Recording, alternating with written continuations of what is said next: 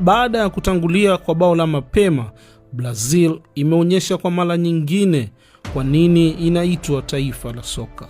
Wamepiga comeback ya kibabe, wakageuza matokeo na kuibuka ushindi wa bao 2-1 dhidi ya Japan na kukata tiketi ya hatua ya 16 bora ya kombe la dunia 2026.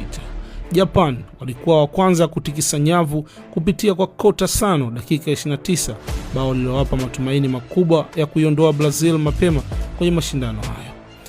Kwa dakika nyingi za kipindi cha kwanza, wanasamba walionekana kupoteza mwelekeo, huku Japan wakicheza kwa nidhamu ya kuzuia mashambulizi yao.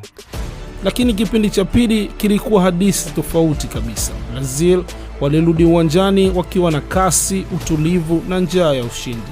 Dakika ya 56, nahodha Casemiro kusawazisha Brazil kwa bao safi na kufufua matumaini. Kuanzia hapo, presha yote ikahamia kwa Japani, huku Brazil wakizidi kutawala mchezo. Wakati wengi wakiamini mechi ingeenda muda wa nyongeza, Brazil ikaonyesha kwa nini ni mabingwa mara 5 kwenye kombe la dunia.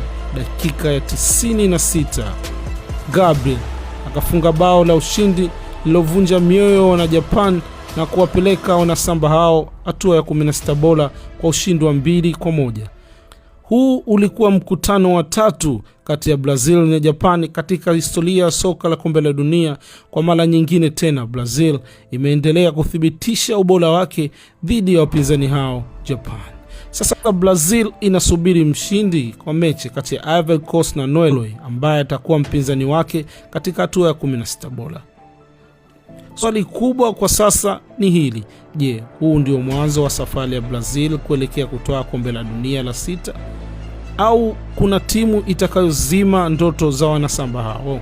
Nini maoni yako? Hii ni LK Plus, mpaka wakati mwingine, asante.